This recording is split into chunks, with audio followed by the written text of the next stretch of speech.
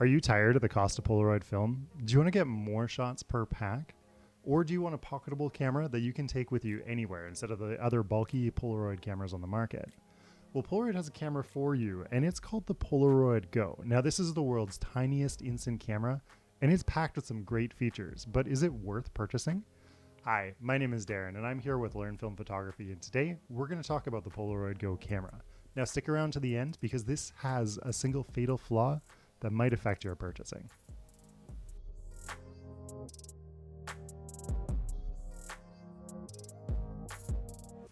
So the Polaroid Go is the latest camera to come out from Polaroid. It came out in April 2021, and it's geared towards new and younger instant photographers who need to save a little bit of money when it comes to the film.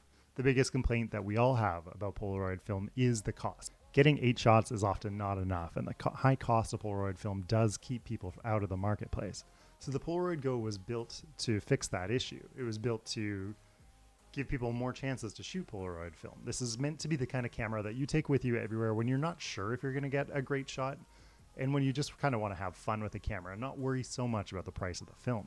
Now, it comes in at a smaller size than Fuji Instax Mini, yet it's still more expensive. So in order for this camera to really be worthwhile, it has to maintain that Polaroid magic that people love this instant format for. Now, instant film has been continuing to make sales across the world. Instax film, for example, is one of Fuji's biggest product lines, and it's one that they're probably not going to cancel anytime soon, unlike the other negative film.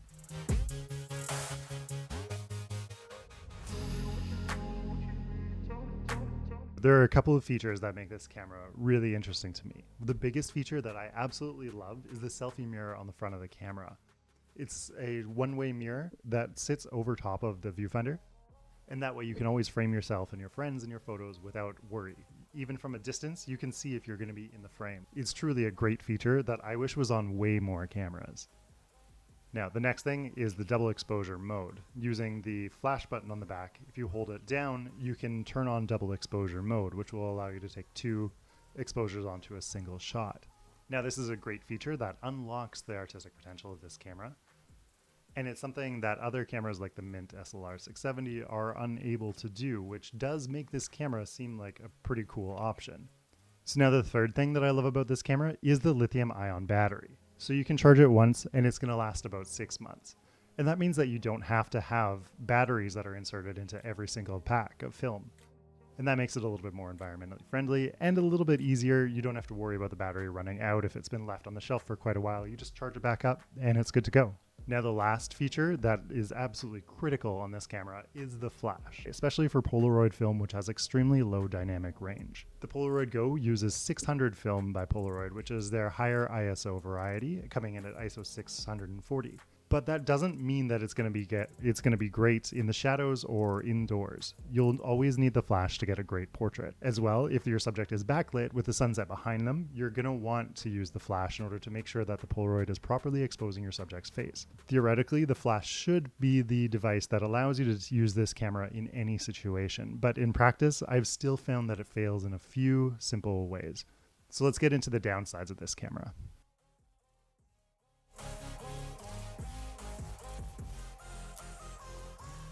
Now, there are a couple issues with the Polaroid Go that I have to tell you about. Mainly, it's due to the exposure of this camera. Now, it has Polaroid 600 film, which is just as sharp as Polaroid SX70 film, and it even has a little bit more dynamic range. But the problem is the way the camera exposes the photos. I have found in almost every situation that the camera always exposes for the brightest part of the image. Now, if that's your intention, that's great. But what that means is when you expose for the highlights, you're going to lose all of the shadow detail, especially on a film that has such low dynamic range. So what I found is even outdoors using flash, I have had my face underexposed using this camera. And that's just something that's not acceptable to me. If there's a flash built in, it should be strong enough in order to light up your subject properly. But the thing is, the camera was always exposing for the brightest part of the image. So even if the flash was firing, I found that the camera would expose for the highlight and then I wouldn't be exposed. So even if there was just like a little bit of sky coming through, I'd be underexposed because the camera was exposing for the brightest part of the image. Now, sometimes that's great. Sometimes I love that look when you're going for that high contrast, high key look where the subject is the light coming into the frame, that's amazing. And this camera is going to do a good job every time for those photos. But when you want a little bit more control, when you want to be able to expose for the shadows, this camera is not going to do it for you. It's always going to go for the brightest part, meaning that there is a limited type of photo that you can take with this camera. And you always have to be cognizant of that when you're framing up your image. Which means even though it's only a single button, even though you're just supposed to press the button and it's supposed to come out with a perfect picture, it doesn't. You have to think about it. You have to think about where you're pointing your camera. You have to point about where you're putting your subjects. And that even includes when you have the flash on. Now, the next downside of this camera is the close focusing distance. Other Polaroid cameras do have zone focusing, and they actually determine where your subject is, and then they change the focus zone depending on that. But the Polaroid Go camera is a fixed focus camera. So that means when you get close to your subject, it's almost always going to be out of focus. Now, the best way to get a good shot with Polaroid film is to fill the frame, and that's especially true when you're using such a small format. The image is so small you cannot crop in, so you have to get close to your subject in order to fill the frame and make a good Polaroid. But with this camera, even with people, you can't necessarily fill the frame because they're going to be out of focus if you get too close. So I've tried with food photography, I've tried with taking a photo of a flower, and it never comes out as good as other Polaroid cameras, especially the SX70. Now, that camera is famed for its close focusing distance, so you can't necessarily compare the newer Polaroid cameras, especially with the plastic lenses, to the SX70. But it's still a feature that I wish was present on this camera, and I understand that it's taken out in order to lower the price point. But it's something that I personally have loved with other Polaroid cameras and I wish was on here.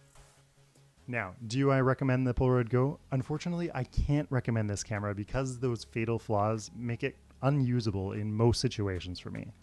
And that's really sad because this is such a beautiful camera. Polaroid did a great job on the design. I think they really killed it. But the problem is that it just cannot expose an image properly.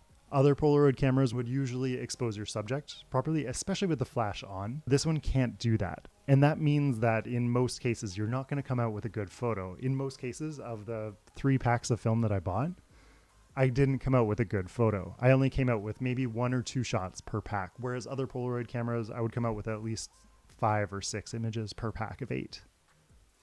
So the keeper rate just doesn't make it worthwhile. Now, am I going to keep shooting this camera? I'm not sure. It's probably going to keep sitting on my shelf where it'll make a great ornament because the design is really cute. The design is really good, but in all practical purposes, buying more film just feels like a waste to me.